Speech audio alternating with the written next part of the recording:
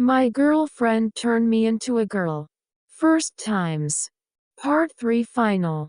When we left and before the other guests arrived, we played like any other day. As the hours passed, I stopped being the center of the jokes and they began to treat me simply as one of the girls. At the most, they exaggerated a little the attention they normally paid to the girls, such as their overprotective attitude or details like opening the door for me and saying with a giggle, "Ladies first," but the truth, far from bothering me. I was enjoying all of it. Brenda's friends started arriving around noon. There were only 3 girls and 2 boys, of course. Brenda and Miriam introduced me to everyone as Andrea and no one doubted that I was a girl like any other. One of them, Kevin, was not really Brenda's friend but the older brother of Julia, one of her friends. He was 2 years older than all of us. He was taller and stronger than any of us. He was especially attentive to me all day. Any reason was good to touch me on the back or offer me his hand. At first it bothered me a bit, but after a while I started to like the way he was behaving with me, and I don't know how to explain it, but every time he put his hand on my back, he made me feel something, like tickles running all over my body. So I started to react with smiles. Inevitably the time came when someone suggested playing Bottle of Punishment with Brenda's friends. Everyone was very enthusiastic about the idea and of course the boys in our group arranged everything so that I was sitting on the girls' side and right in front of Kevin. The only one who wasn't so happy was Juliet. She didn't say anything to me but I knew something was bothering her. The bottle turned and the punishments began to arrive. I was nervous about the whole situation, but at the same time I was enjoying everything. Especially that everyone treated me like Andrea, and although I can't say that I found him particularly attractive, I was certainly enjoying the constant flirtation with Kevin. It made me feel more feminine and pretty. Somehow, luck kept the bottle from pointing at me for over an hour, which only added to the tension. When it finally happened, without hesitation, Roberto set the penalty, an English week with Kevin.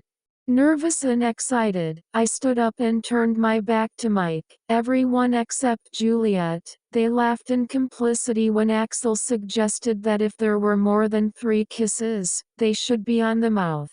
That made me more nervous but I thought I could avoid it. Roberto began to say the days of the week. Monday. We both turned to opposite sides. That was a slap. I smiled. Tuesday. Again opposite sides. Another slap.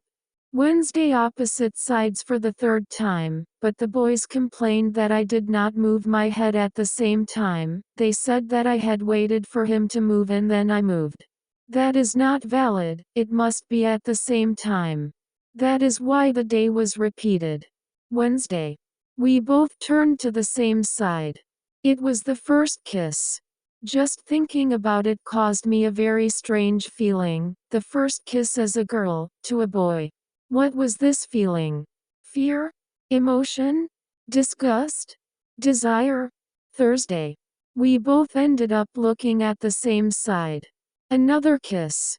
The feeling was intensified by a comment from one of the children. She already liked it. Do not forget that if there are more than 3, they are in the mouth. That was too much. I had to pay attention to avoid it. Friday. I waited a moment, felt his head move and immediately moved mine to the opposite side. 2 kisses, 3 slaps. Saturday. I tried the same strategy but he didn't budge. I picked a side at random and he flipped to the same side. 3 kisses, 3 slaps. Sunday. I closed my eyes and waited for him to move first to turn to the opposite side. As soon as I felt his first movement, I turned my head. I opened my eyes only to realize that we were both looking at the same side. Everyone laughed that there were 4 kisses and they would be on the mouth. Mike looked very satisfied. I imagine he wouldn't have felt the same if he knew the same as me, that he was about to kiss another boy. Mike stood in front of me and with a smile told me, ladies first, putting his cheek to give him his 3 slaps. I didn't know what to do. If I gave it to him too hard, he would take revenge. If I gave it to him very softly, it would seem that I was happy to kiss him. With everyone's stares, I didn't have much time to decide. I simply gave him the first light slap, the second a little harder, and the third harder, but all the while taking care that my movements were unmistakably feminine. He rubbed his face and smiled. Now it's my turn, he said. I was super nervous, all tense. He took me carefully by the chin just to lift my face. He approached me and gave me the first one very quickly, just a little bird. I couldn't do anything, it scared me a lot to see him so close. I could just close my eyes.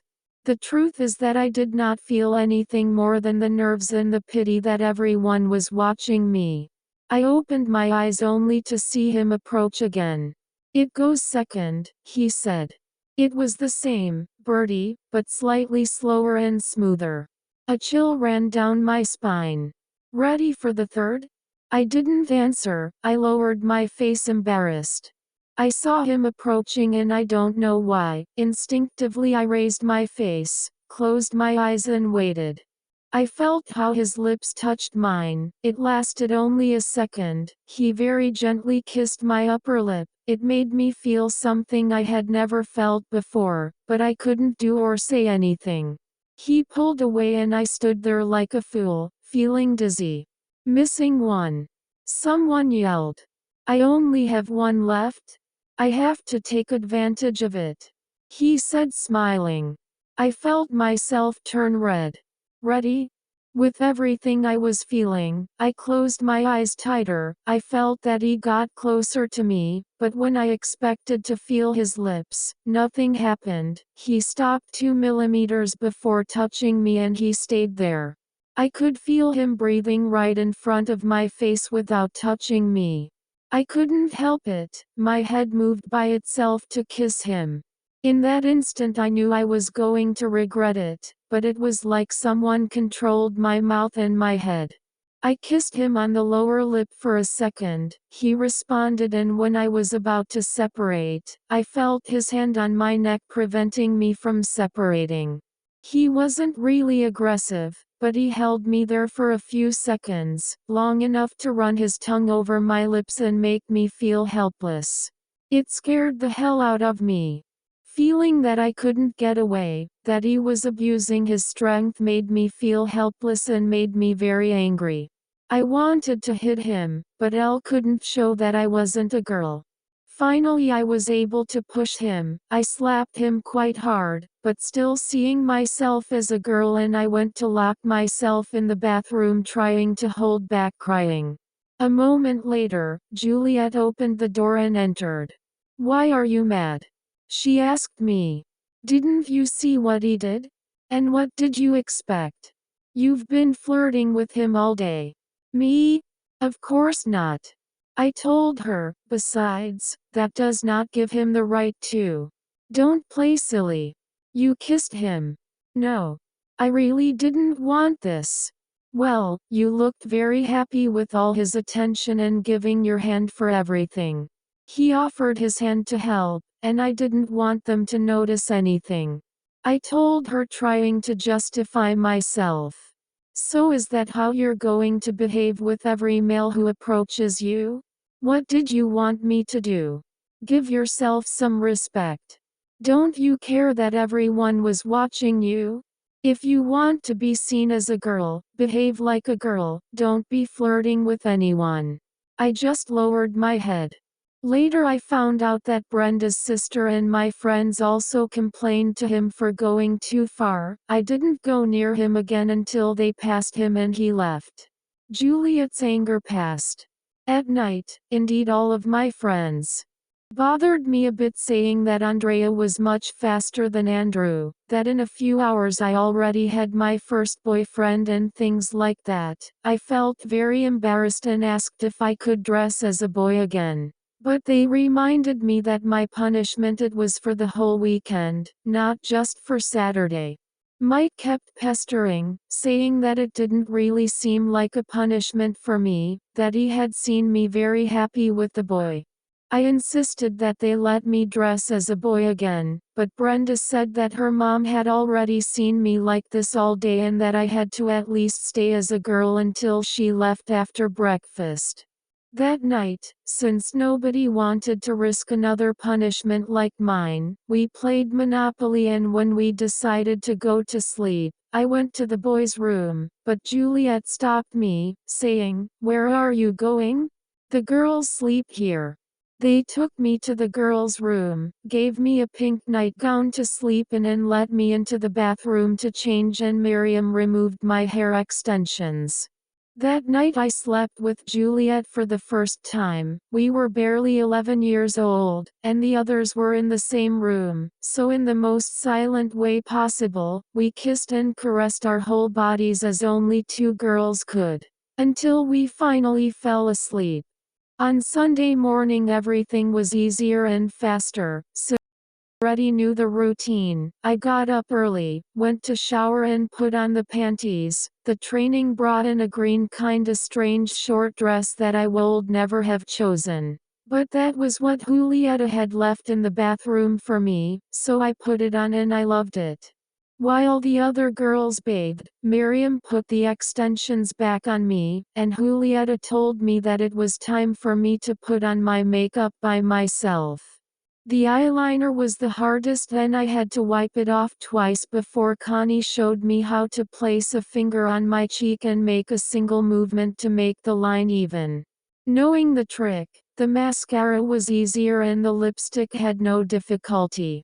The feeling of sitting in front of a mirror, wearing a dress and putting on makeup, while the other girls were getting ready to go out, was wonderful and at the same time, strangely natural, even though it was my first time. I felt that it was totally natural, while the other girls were getting ready to go out, was wonderful and at the same time, strangely natural, even though it was my first time. I felt that it was totally natural for me, that it should have always been like that. I saw myself in the mirror and with pride, I must admit that for my first time, the result was quite good. We ate breakfast and went out to play. Unlike Saturday, no one made comments or jokes anymore, they all seemed to be used to it being one of the girls. After we ate, we knew the moms were going to start coming to pick us up, so we made it back to Brenda's house in time to wash my face, remove the extensions, and dress as a boy before Brenda's mom came home, and my mom will come for me. When my mom arrived, she thanked Brenda's mom for the invitation and asked how I had been. She replied that very well, that all weekend I behaved like a princess. My mom thought it was just an expression, I wasn't so sure. It was an extraordinary weekend, and it had unforgettable moments with Julieta, but I think the most important thing was that everyone got to know Andrea and accepted her as another friend, so much so that from that day on, at every meeting or party, one of the girls would lend me clothes, and as soon as there was an opportunity I would change and spend the day as Andrea. That lasted almost a year until the day came when my mom found out about everything, but I'll talk about that another time. That's all for today. If you like this story, please like and subscribe.